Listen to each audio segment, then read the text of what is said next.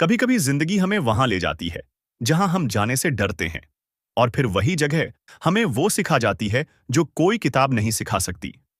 यह कहानी है एक ऐसे बेटे की जिसने सब कुछ खो दिया मगर फिर भी जीत गया।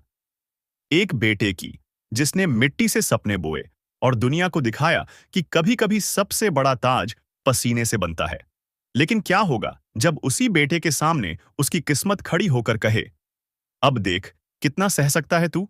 यह कहानी आपको रुलाएगी भी, सिखाएगी भी, और शायद बदल देगी आपके सोचने का तरीका।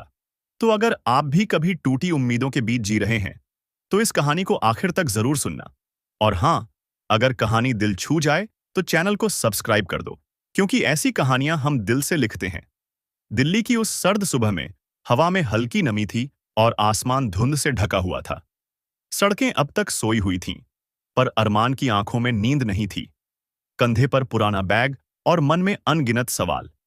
उसके हाथ में बस दो चीजें थीं, एक पुरानी नोटबुक और अपने पिता की टूटी हुई घड़ी। वो घड़ी जो अब नहीं चलती थी, लेकिन उसके अंदर किसी वक्त की याद अभी भी धड़कती थी। अरमान के चेहरे पर दर्द भी था और एक अजीब सा सुकून भी, जैसे उसने जिंदगी के सारे झटके झेल लिए हों। अब कुछ भी नया दर्द नहीं दे सकता। वो लड़का जो कभी अपने गांव की पगडंडी पर दौड़ता था, आज दिल्ली की ठंडी सड़कों पर चल रहा था। जिंदगी का सफर जैसे उससे मजाक कर रहा था, कभी मिट्टी की खुशबू, कभी शहर की धूल। अरमान को याद आया जब वो छोटा था और उसके अब्बू हलीम मियां उसे पढ़ाते हुए कहते थे, बेटा, जब जिंदगी तुझसे सवाल करे तो डरना नहीं, जवाब देना मेहनत से। मगर उस मेहनत के बदले जिंदगी ने क्या दिया? एक बीमार पिता, टूटी छत, अधूरी पढ़ाई और न थमने वाला सफर। अरमान का गांव सहरपुर था, छोटा, सादा और अपने लोगों से भरा। हर गली उसे जानती थी, हर मिट्टी की खुशबू में उसके बचपन की याद थी। उसके अब्बू गांव के स्कूल में मास्टर थे और मां घर संभालती थी। जिंदगी गरीब थी, लेकिन सुकून से भरी थी। जब बरसात होती तो घर की छत से पानी टपकता, पर मां मुस्कुराकर कहती, ये बरसात नहीं बेटा, खुदा की दुआ है।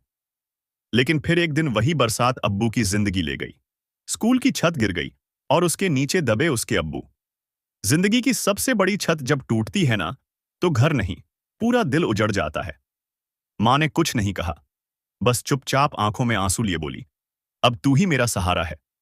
और वही दिन था जब अरमान का बचपन खत्म हो गया। उसने गांव छोड़ा, मां की दुआ साथ ली और निकल पड़ा शहर की ओर। बस एक बैग और एक सपना लेकर। उसने मां से वादा किया था कि एक दिन लौटकर गांव को रोशनी देगा।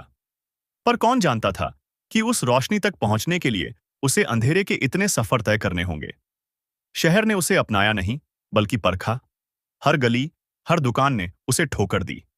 किसी ने कहा, गांव का है, क्या करेगा शहर में? किसी ने हंसकर कहा, तू पढ़ेगा, यहां पेट पालना मुश्किल है। लेकिन अरमान ने हार नहीं मानी। दिन में होटल में बर्तन मांजता और रात में सड़क की लाइट के नीचे पड़ता। वही लाइट जो झपकती रहती थी, पर बुझती नहीं थी, जैसे उसके अंदर का जज्बा।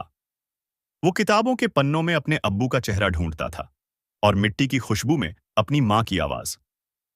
एक दिन जब वो चाय की दुकान पर काम कर रहा था, एक आदमी आया, सूट पहने, हाथ में फाइलें। उसने अरमान से कहा, तुम पढ़े लिखे लगते हो, यहां क्यों? अरमान मुस्कुराया, क्योंकि सपनों के लिए पेट भरना जरूरी है। वो आदमी चुप रहा, फिर बोला, अगर हिम्मत है तो कल मेरे ऑफिस आना। अगले दिन अरमान उसी टूटी शर्ट में गया। वो ऑफिस किसी एनजीओ का था जो गांवों में स्कूल बनाता था। वहां से अरमान की नई जिंदगी शुरू हुई। अब वो बच्चों को पढ़ाता था, छोटे छोटे बच्चे, फटे कपड़े पर चमकती आंखें। हर बच्चा उसे अपने अब्बू की याद दिलाता। वो कहता, पढ़ो, क्योंकि अगर तुम पढ़ोगे तो दुनिया तुम्हारे आगे झुकेगी। धीरे धीरे उसका नाम वहां बनने लगा। लोग कहते, ये लड़का अलग है, इसकी नीयत साफ है।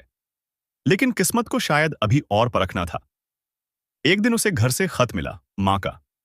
उसमें लिखा था, बेटा, अब्बू की तबीयत बहुत खराब है, अगर आ सके तो आजा। अरमान ने सोचा, पैसे जमा कर लूं, फिर जाऊंगा। लेकिन किस्मत ने इंतजार नहीं किया। कुछ हफ्ते बाद दूसरा खत आया। अब्बू नहीं रहे। वो चिट्ठी उसके हाथों से फिसल गई।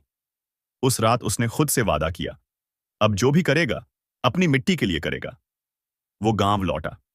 सब कुछ वैसा था, पर कुछ भी वैसा नहीं था। घर खाली, हवा भारी, और दीवारें अब भी टूटी हुई।